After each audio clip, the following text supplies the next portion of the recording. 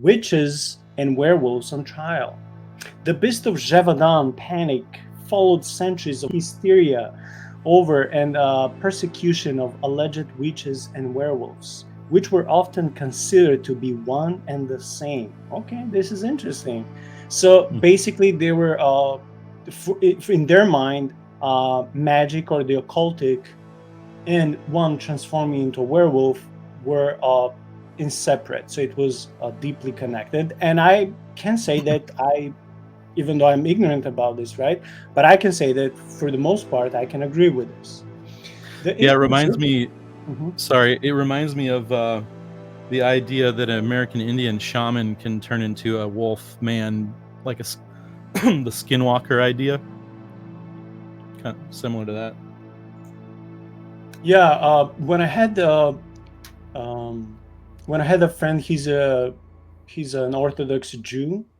Um, we were talking from a scholarly perspectives of different cryptids, including demons. I mean, demons are not cryptids, so cryptids, comma demons and stuff like that. Mm.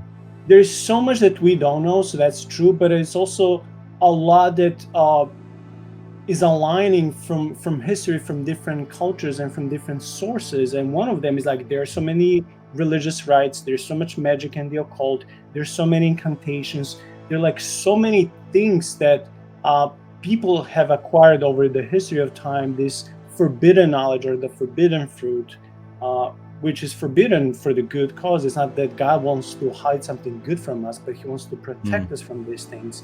So Right. different people have, through their devotion to now be Star Wars thing, Star Wars saying to the dark side, right? Their devotion to the dark Mm. side gave them this forbidden knowledge, maybe Mm. something in the same form like we just mentioned Necronomicon recently. So Mm-hmm. it could be that they acquired this forbidden dark knowledge and used it to summon all these things and maybe even to merge with them to become one and then later to separate. So Mm. in that context, I absolutely agree both with what she just said, the author, Mm. when it comes to this, you know, witchcraft and werewolves, and what you said. Mm-hmm. Mm. Um, okay, Sean said that the beast of LBL has eaten people. Yeah, yeah, it did. Okay, back to the text. The Oh. Inquisition, as it was called, certainly killed more people between the late 1400s and the late 1600s than did any suspected lycanthropes.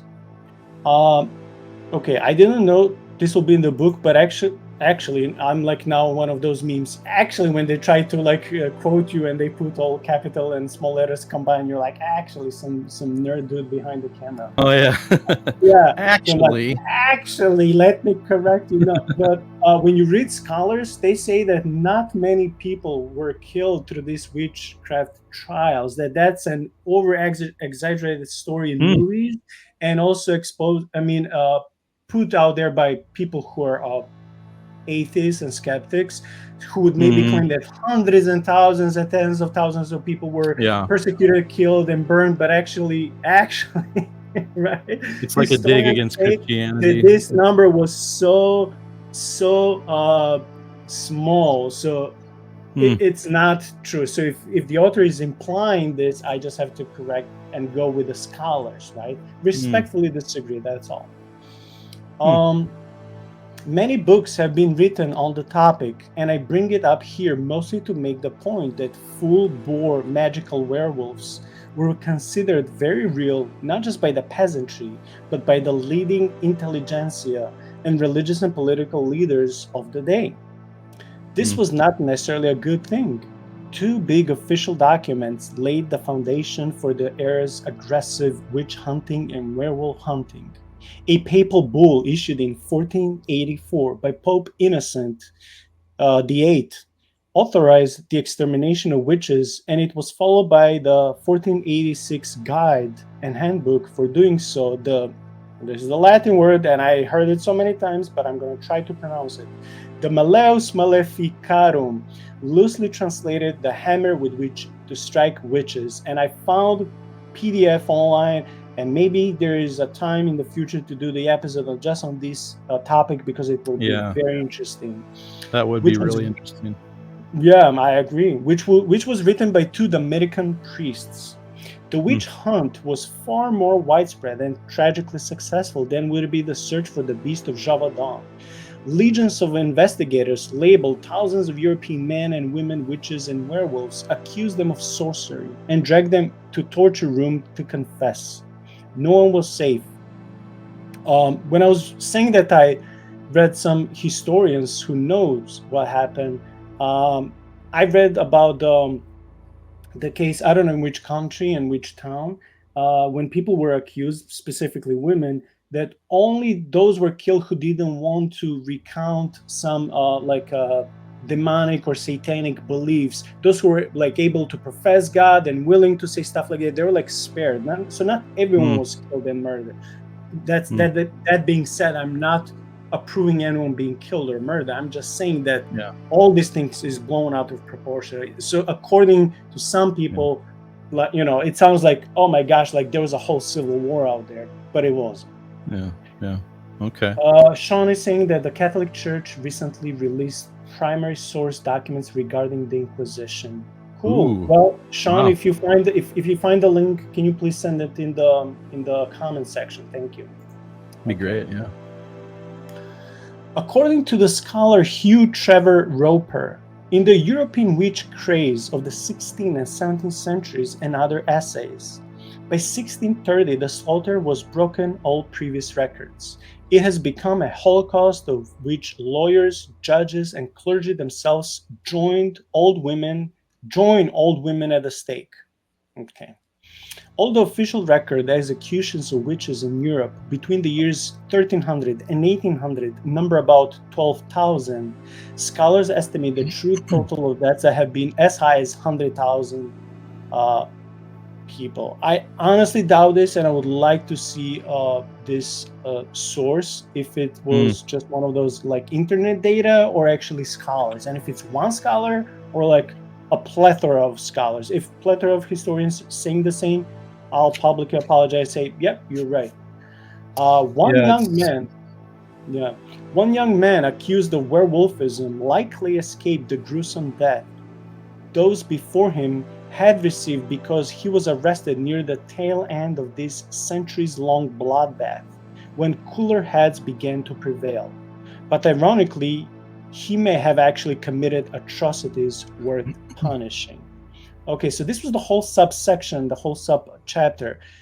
It was more vague, and there was no particular example. I was hoping that she would actually give us some Hmm. historical examples of how someone actually turned into a werewolf or a dogman or wolfman through a magical light. It didn't happen, Hmm. so I'm slightly disappointed with this little section.